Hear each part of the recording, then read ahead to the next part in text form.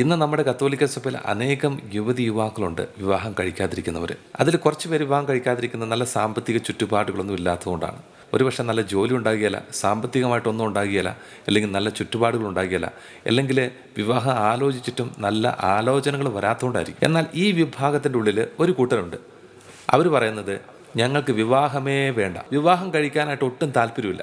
അങ്ങനെ അവർ സിംഗിളായിട്ട് ജീവിക്കാനാണ് അവർക്ക് താല്പര്യം. നല്ല ചുറ്റുപാടുകളുണ്ടാകാം, നല്ല ജോലി ഉണ്ടാകാം, നല്ല സൗന്ദര്യം ഉണ്ടാകാം, അവരുടെ ഭൗതിക മേഖലകളെല്ലാം ഓക്കെ ആയിരിക്കും, നല്ല വിവാഹാലോചനകളൊക്കെ വരുന്നുണ്ടാവും. പക്ഷെ എന്നാലും അവർ പറയുന്നത് ഞങ്ങൾക്ക് വിവാഹം കഴിക്കേണ്ടെന്നാണ്. ഒരിക്കലും ഒരു ധ്യാന കേന്ദ്രത്തിൽ ഒരമ്മയും മകളും ധ്യാനിക്കാനായിട്ട് വന്നു. അപ്പം വന്നിട്ടില്ല, അമ്മയും മകളും മാത്രമേ ധ്യാനിക്കാനായിട്ട് വന്നിട്ടുള്ളൂ. അപ്പോൾ ഈ അമ്മ ഇവളെ ധ്യാനിക്കാൻ കൊണ്ടുവന്നതിൻ്റെ പ്രധാന കാരണം എന്താണെന്നറിയാമോ?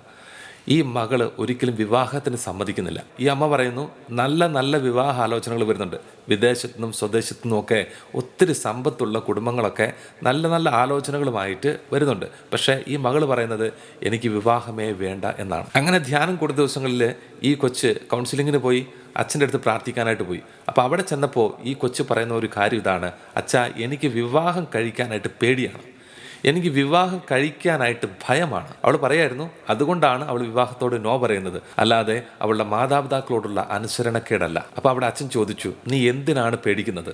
നീ വിവാഹം കഴിക്കാനായിട്ട് നീ എന്തിനാണ് പേടിക്കുന്നത്? നീ എന്തിനാണ് ഭയപ്പെടുന്നത്?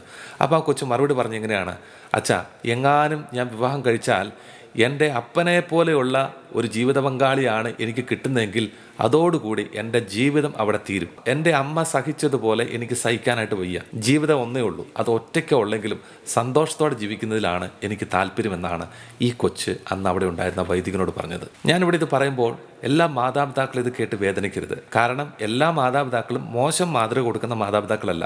കുടുംബത്തിൽ നല്ല മാതൃക കൊടുക്കുന്ന മാതാപിതാക്കളും ധാരാളമുണ്ട്. എന്നാൽ ചില മാതാപിതാക്കൾ കുടുംബത്തിൽ വളരെ മോശം ദാമ്പത്തിക ജീവിതം നയിക്കുമ്പോൾ, പ്രിയപ്പെട്ടവരെ, അതേറ്റവും കൂടുതൽ ദോഷം കൊണ്ടുവരുന്നത് നിങ്ങളുടെ മക്കളിലേക്കാണ്. മക്കള് അവരുടെ ജീവിതത്തിൽ കണ്ട് അനുഭവിക്കുന്ന, കാണുക മാത്രമല്ല കണ്ടും അനുഭവിക്കുകയും ചെയ്യുന്ന ഒരേ ഒരു ദാമ്പത്തിക വിവാഹ ജീവിതം എന്ന് പറയുന്നത് അവരുടെ മാതാപിതാക്കളുടെയാണ്. അയൽവക്കംകാരുടെ അല്ല, ബന്ധുമിത്രാദികളുടെ അല്ല, സിനിമയിൽ കാണുന്ന കുടുംബജീവിതം അല്ല.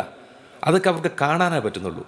ശരിക്കും കണ്ട് അനുഭവിക്കാനായിട്ട് പറ്റുന്ന വിവാഹ ജീവിതം ഏതാണെന്ന് ചോദിച്ചു കഴിഞ്ഞാൽ സ്വന്തം മാതാപിതാക്കളുടെ ദാമ്പത്യ കുടുംബജീവിതമാണ്. അപ്പോൾ അപ്പനും അമ്മയും സന്തോഷകരമായിട്ടുള്ള ഒരു കുടുംബജീവിതമല്ല ജീവിക്കുന്നതെങ്കിൽ, അങ്ങനെ സന്തോഷകരമായ അവരുടെ ഒരു ദാമ്പത്യ കുടുംബജീവിതം മക്കൾ കാണുന്നില്ലെങ്കിൽ, പ്രിയപ്പെട്ടവരെ, അത് ആ മക്കളുടെ മാനസികമായിട്ടുള്ള തലങ്ങളിലേക്ക് ഒത്തിരി ആന്തരിക മുറിവുകൾ കൊണ്ടുവരും. പിന്നീട് ആ മക്കൾ വളർന്നു വലുതാകുമ്പോൾ അവർക്ക് പിന്നെ ഈ വിവാഹത്തോടൊരു വിരക്തിയായിരിക്കും, വിവാഹത്തോടൊരു പേടിയായിരിക്കും.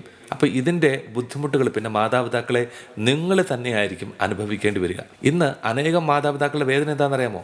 അവരുടെ മക്കൾ വിവാഹപ്രായമായിട്ടും അവർക്ക് നല്ലൊരു വിവാഹ ജീവിതത്തിലേക്ക് എത്തിച്ചേരാനായിട്ട് പറ്റുന്നില്ല. ഇത് കണ്ട് വേദനിക്കുന്ന അനേകം മാതാപിതാക്കളുണ്ട്. പ്രിയപ്പെട്ട മാതാപിതാക്കളെ, വിവാഹ ജീവിതത്തെക്കുറിച്ചും ദാമ്പത്യ ജീവിതത്തെക്കുറിച്ചും ഏറ്റവും നന്നായിട്ട് ക്ലാസ് എടുത്ത് കൊടുക്കാൻ പറ്റുന്നത് നിങ്ങളുടെ ജീവിതത്തിലൂടെയാണ്. വിവാഹം കഴിക്കാനായിട്ട് പറയുമ്പോൾ അതിനു മുമ്പ് അവരെ മാരേജ് കോഴ്സിലേക്ക് പറഞ്ഞു വിടുമ്പോഴല്ല അവർക്ക് എല്ലാ കാര്യങ്ങളും വ്യക്തവും കൃത്യവുമായിട്ട് മനസ്സിലാകുന്നത്. മാരേജ് കോഴ്സ് വേണ്ടെന്നല്ല പറയുന്നത്, അവിടെ നല്ല അറിവ് കിട്ടുന്നുണ്ട്. പക്ഷേ മക്കൾക്ക് ദാമ്പത്യ ജീവിതത്തെക്കുറിച്ചും കുടുംബ ജീവിതത്തെക്കുറിച്ചും ഏറ്റവും നന്നായിട്ട് അറിവ് കിട്ടുന്നത് മാതാപിതാക്കളാകുന്ന യൂണിവേഴ്സിറ്റിയിൽ നിന്നാണ്, ആ മാതാപിതാക്കളാകുന്ന ആ സ്കൂളിൽ നിന്നാണ്. അതുകൊണ്ട് മാതാപിതാക്കൾ മക്കൾക്ക് കൊടുക്കേണ്ട 3 പ്രധാനപ്പെട്ട കാര്യങ്ങളെക്കുറിച്ച് ഞാൻ പറയാം. നിങ്ങൾ നിങ്ങളുടെ കുടുംബത്തിൽ സ്നേഹിച്ചു ജീവിക്കുന്നത് നിങ്ങളുടെ മക്കൾ കാണാനായിട്ട് ഇടയാകട്ടെ. മാതാപിതാക്കളുടെ സ്നേഹ ജീവിതം കണ്ടു കഴിയുമ്പോൾ അത് മക്കൾക്ക് അവരുടെ മാനസിക തലത്തിന് പോലും വലിയ ഗുണം ലഭിക്കുന്നു എന്നാണ് പറയുന്നത്. അപ്പോൾ മാതാപിതാക്കളെ, ഭാര്യ ഭർത്താക്കന്മാരെന്ന നിലയിൽ നിങ്ങൾ പരസ്പരം സ്നേഹിച്ച്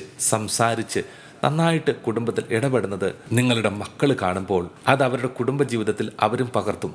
അങ്ങനെ അവരുടെ കുടുംബജീവിതവും ഒരു ഐശ്വര്യമായിട്ട് അനുഗ്രഹമായിട്ട് മാറും. നിങ്ങൾ സ്നേഹിക്കാതിരിക്കുന്നത് കണ്ടു കഴിഞ്ഞാൽ അതുപോലെ തന്നെയായിരിക്കും അവരുടെ കുടുംബജീവിതത്തിൽ അവരും പ്രവർത്തിക്കുന്നത്. രണ്ടാമത്തെ എന്താണെന്നറിയോ? മാതാപിതാക്കളെ, നിങ്ങൾ ഒരുമിച്ച് ഭക്ഷണം കഴിക്കുന്നത് നിങ്ങളുടെ മക്കൾ കാണണം. ഭർത്താവ് ജോലി കഴിഞ്ഞ് കയറി വരുന്നു, അങ്ങനെ മേശയുടെ മുന്നിൽ ഭക്ഷണത്തിനായിട്ട് ഇരിക്കുന്നു. അങ്ങനെ ഇരിക്കുമ്പോൾ ഭാര്യ അടുക്കളയിൽ പോയിട്ട് ഭക്ഷണം എടുത്തുകൊണ്ട് വന്ന് ഭർത്താവിന് ഇട്ട് കൊടുക്കുന്നു, ഭർത്താവിന് വിളമ്പി കൊടുക്കുന്നു. അങ്ങനെയല്ല, ഭർത്താവ് ഒത്തിരി താമസിച്ചാണ് വരുന്നതെങ്കിലും ആ ഭർത്താവിന് വേണ്ടിയിട്ട് കാത്തിരുന്ന് ഒരുമിച്ച് ഭക്ഷണം കഴിക്കാനായിട്ട് സാധിക്കുന്ന ഒരു ഭാര്യ കുടുംബത്തിലുണ്ടായിരിക്കണം. അതുപോലെ തന്നെ ഭാര്യയുടെ കൂടെ ഒരുമിച്ചിരുന്ന് ഭക്ഷണം കഴിക്കാൻ താല്പര്യമുള്ള ഒരാളായിരിക്കണം ഭർത്താവ്. മൂന്നാമത്തെ എന്താണെന്നറിയാമോ?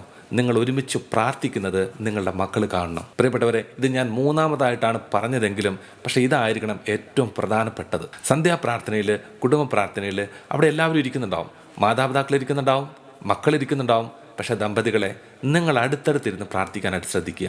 അങ്ങനെ നിങ്ങൾ അടുത്തടുത്തിരുന്ന് പ്രാർത്ഥിക്കുമ്പോൾ അതുപോലെ നിങ്ങളുടെ മക്കൾ നോട്ട് ചെയ്യും. ഇതെല്ലാം ആ മക്കളുടെ ജീവിതത്തിൽ അവർ പകർത്താനായിട്ട് പോകുന്ന കാര്യങ്ങളാണ്. ഇനിയും കുടുംബ ജീവിതത്തെക്കുറിച്ച്, ദാമ്പത്യ ജീവിതത്തെക്കുറിച്ച് ഒത്തിരി കാര്യങ്ങൾ പറയാനുണ്ട്. പക്ഷേ ഈ 3 തലങ്ങൾ അനുഗ്രഹമായിട്ട് അവർക്ക് ജീവിച്ച് കാണിച്ചു കൊടുത്തു കഴിഞ്ഞാൽ നിങ്ങളുടെ മക്കൾ ഒരിക്കലും വിവാഹം വേണ്ട എന്ന് പറയില്ല. മാത്രമല്ല, വിവാഹത്തെ പേടിയോടെ, ഭയത്തോടെ അവർ അഭിമുഖീകരിക്കില്ല. പ്രിയപ്പെട്ട മാതാപിതാക്കളെ, ഈശോ സ്നേഹം എന്താണെന്ന് പഠിപ്പിച്ചു കൊടുക്കുകയല്ല ചെയ്തത്. ഈശോ സ്നേഹം എന്താണെന്ന് പറഞ്ഞു കൊടുക്കുകയല്ല ചെയ്തത്. ഈശോ സ്നേഹം എന്താണെന്ന് കാണിച്ചു കൊടുത്തു. അതുകൊണ്ടാണ് ഈശോ പറഞ്ഞത്, ഞാൻ നിങ്ങളെ സ്നേഹിച്ചതുപോലെ നിങ്ങളും പരസ്പരം സ്നേഹിക്കുവിൻ.